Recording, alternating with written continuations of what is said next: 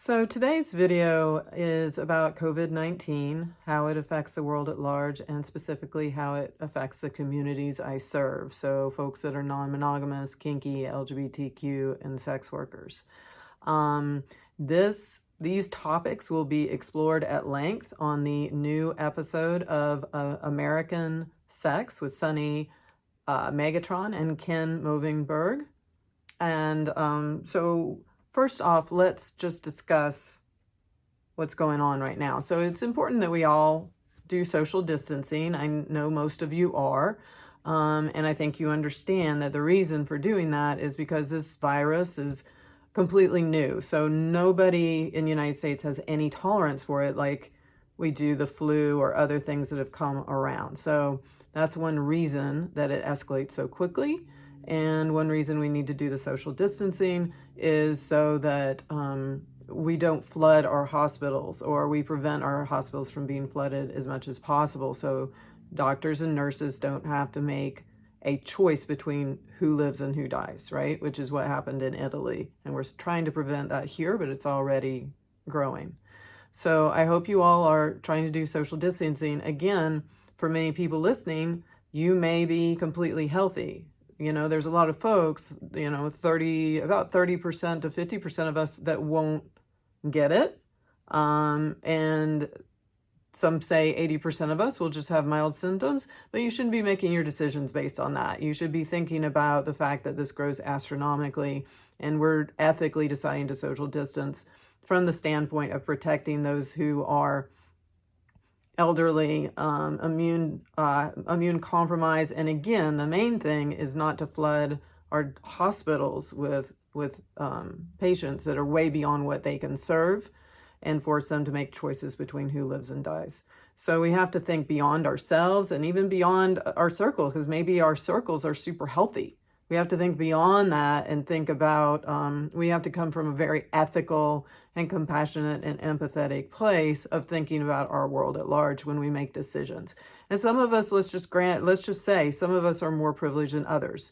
I'm blessed enough to be able to do telehealth.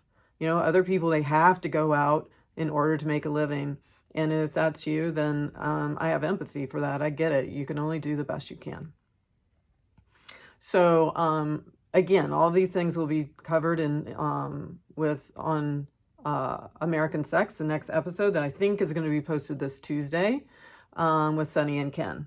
So with coping skills, a lot of people are struggling with coping skills. Probably a lot of places that you did used to go, you can't go to anymore. Maybe you don't want to go to your yoga, or you don't want to go to your meditation class. A lot of places are offering these things online for free for a time.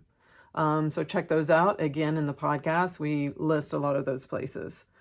With non-monogamy, you may want to ask some of your lovers more details about who their lovers are, so you can make an accurate risk assessment of your plan regarding how many people you keep close to you. You may decide, if you're in a primary relationship or have a nesting partner, you may decide to be monogamous in practice for a while until this situation gets more under control. And you might end up being a little bit more creative in your practices, doing things online, sexting, etc. This goes for the kink community as well. The kink community tends to be incredibly creative. I have faith in you. You can find a way to be creative online or through sexting, so that you can keep things hot. You doms out there, you know how to direct your subs if you're a good dom, and you know how to keep your subs safe if you're a good dom. So I trust that you will find creative ways to keep things hot. The gay community. Some of the gay community might be getting triggered now. Sunny and Ken mentioned that they were the ones that thought of this in the podcast. They mentioned that some people in the gay community might get triggered, and it might remind them of the AIDS crisis. Again, reading books like Waking the Tiger, The Body Keeps the Score, Googling some information about how to ground yourself when you start feeling triggered. Because that's basically what's going on. This is a trigger response where this feels similar enough to the AIDS crisis that you might be getting triggered. So there's plenty of ways online and through books that talk about different grounding techniques. The easiest one is just slow, deep breathing as long as you need to do it. Sometimes, just having your friend give you a strong, long hug can ground the body, or a weighted blanket. These are all things that can help ground the body.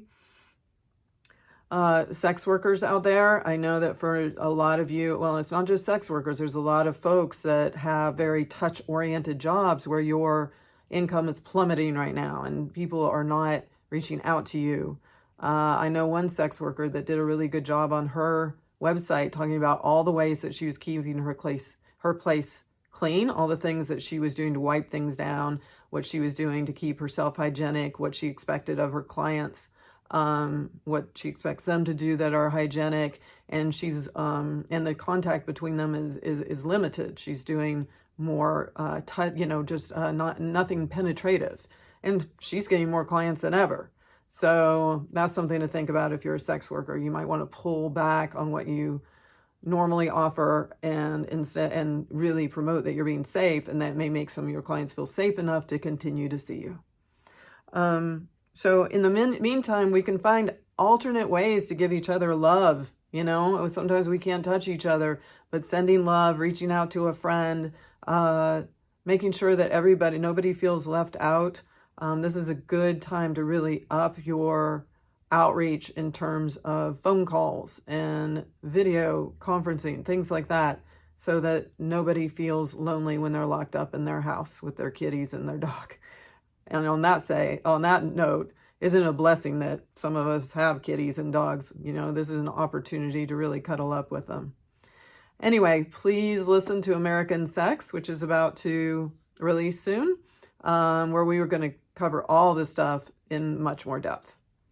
I'm sending love to you. I know this is a super hard time, and hopefully we'll get through this faster than we think. I hope. Fingers crossed, toes crossed. Okay, sending love.